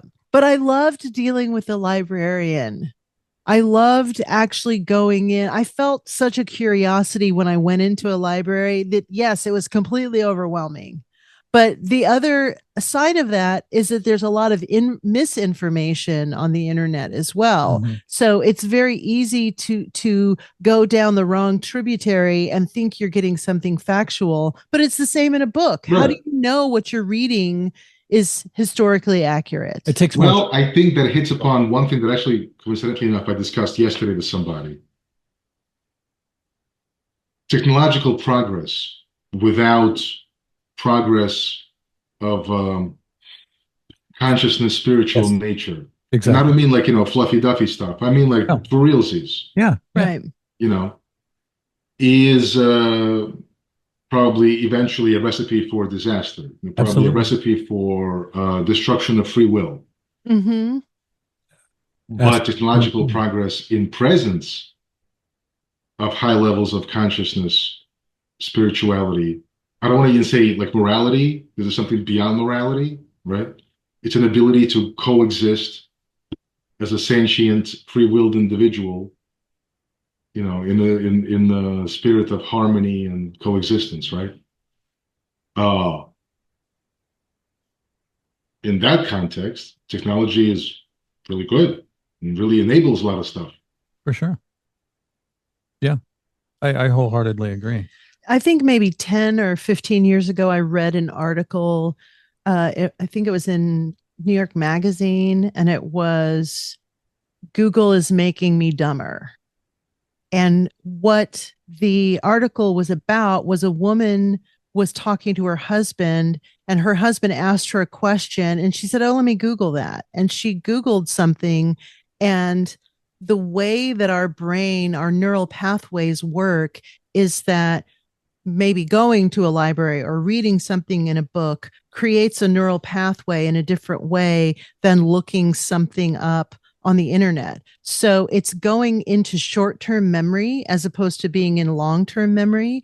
And what this writer was positing was that utilizing these tools as opposed to actually doing research on a different level, like actually reading several books or looking something up in a different in a more tangible physical way, is moving that or is keeping that information in short-term memory, and it's not moving into long-term memory. So it's actually not making us smarter, it's giving us the data, but we're not really learning anything. What are your thoughts?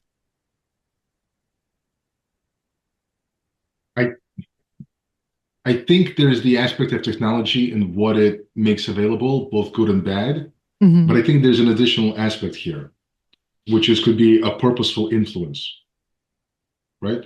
Like something tells me that, like I look at Disney-related entertainment content,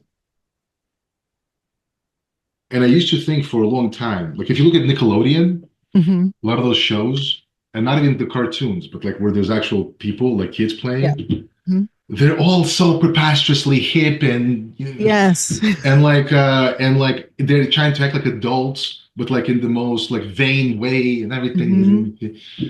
And I'm like, for a long time, I was like, people demand this stuff, and that's why they're showing it. So just people are just dumb, this Kardashian cohorts, right? Mm-hmm. And now I'm thinking, I don't think this is just a function of demand. Mm-hmm. So something like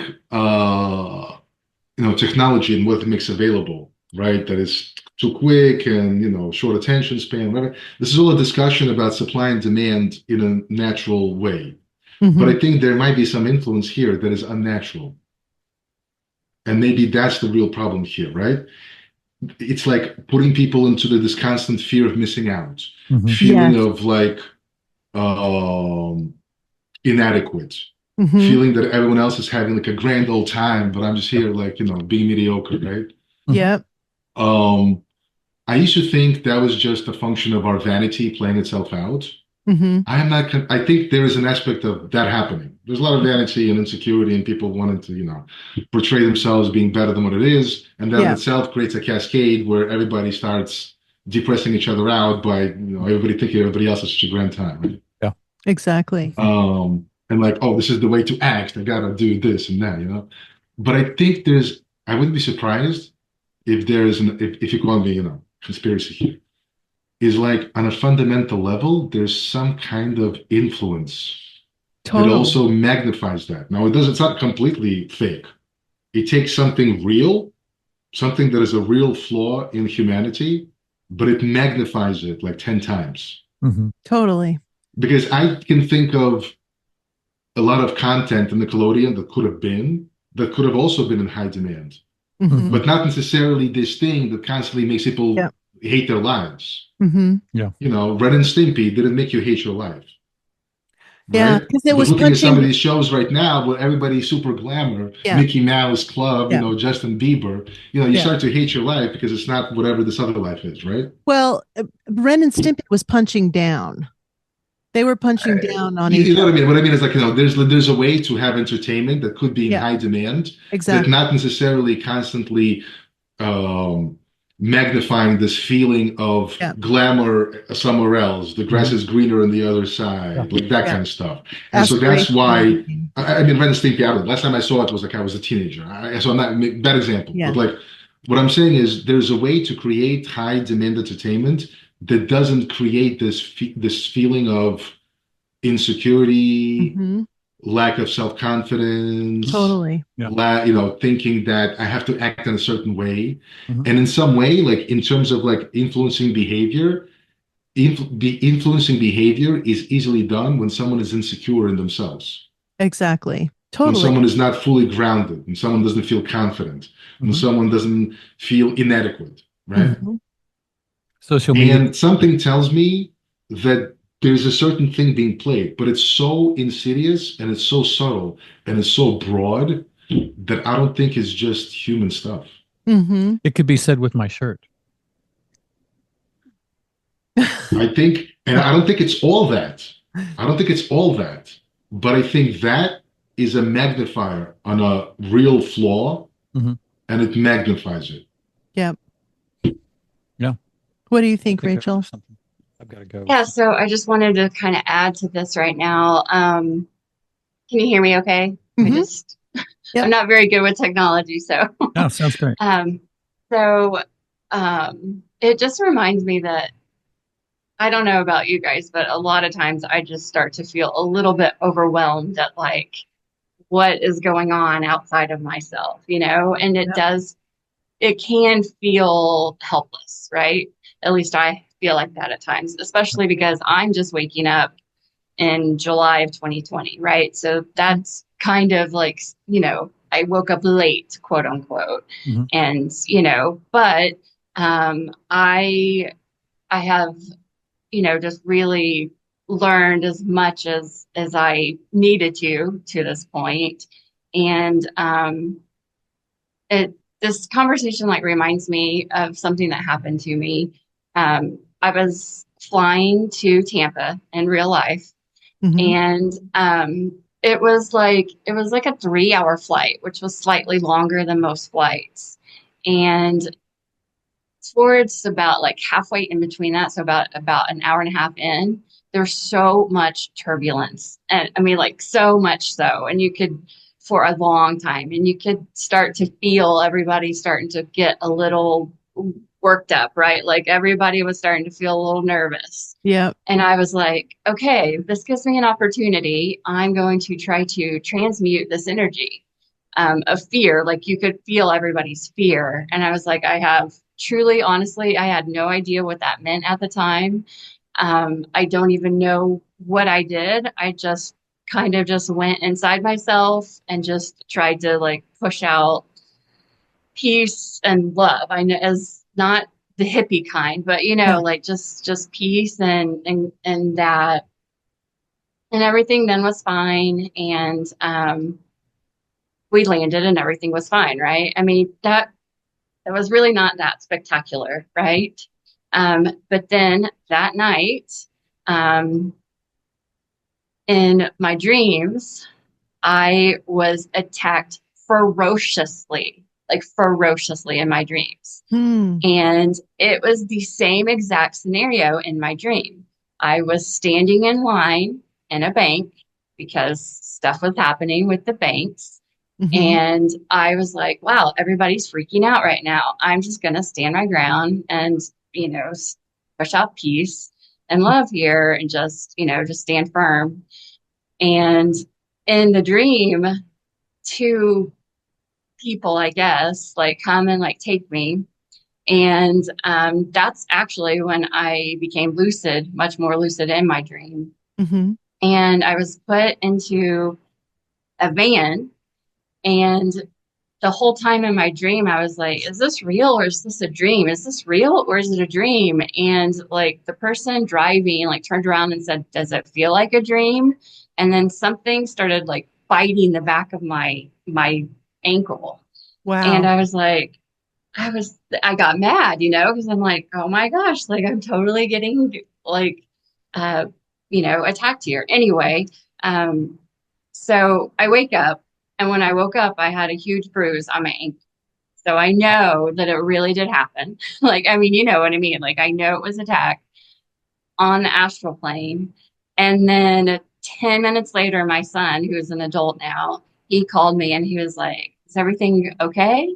And I was like, yeah. He's like, well, I had the weirdest dream. I had this dream that you were coming out of a bank and you were put into a van and I didn't know what to do. And so I got on my motorbike and I just like followed the van. Like that was his dream. So like I've never really experienced that. He and I dream often together, but not that much. But the whole point of telling that and sharing that is that I'm just one tiny little person, and me just trying, I didn't even have the confidence at that time, like just trying to transmute the energy of fear, got something's attention that then attacked me on the astral plane. So what I'm saying is that even though everything feels and really is so overwhelming, like that's why I just try to stay like within myself, and that's all you really can do is just be in yourself. And I see it like in my mind's eye as like ripples, you know, and that's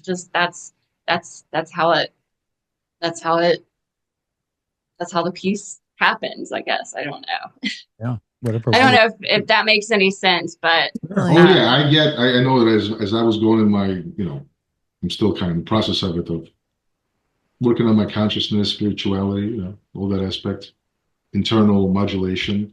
As I make progress, I get shellacked from all sides. Mm-hmm. People all of a sudden will start exploding on me for no reason, even though they used to not to do that. Yeah. And I've read up about that. It's not random. Yeah. Exactly. It's because you've raised your frequency, so suddenly your energy is maybe shining brighter, and so you're bringing attention in, let's say, a dark room, and these things go, oh, let me go over there and see what's going on over there. And as there. I started to make progress dealing with these direct assaults, I see them happening like in an indirect fashion. Totally. So, Richard, what you're describing, I mean, I'm not saying everybody goes through it, but it is not a rare occurrence whatsoever. Exactly. Well, we've rounded on 2 hours, and I am so glad you joined us, Julian. It was wonderful to have you. Thank you. It was great. Thank you, guys. Yeah, this was great. No, my first time. I really appreciate it. And thank you so much, Rachel, for coming. I'm so glad you sent us the message that you were coming. And Jeff, you're out in the ether somewhere. We thank you. And Deb, too. Thank you for coming. Yes. Please come back. We're going to do another one in January, probably sometime around this time in January. We'll see. And we love and appreciate you, and thank you for your support, and thank you for coming, because I know it's a Sunday and you could be doing other things. And so it means a lot to us that you've come. Yes. Thank you all so much. Thank you. And guys. Always feel free to reach out in between meetups too. We're always open for conversations. Absolutely. Guest recommendations, whatever. It's a two-way street. So yes, definitely. All right. Julian. Thank you so much. Yeah. And Happy New Year to both of you. Oh, yeah. Yeah. Happy New Year. All right. Have fun, everybody. Yes. All right.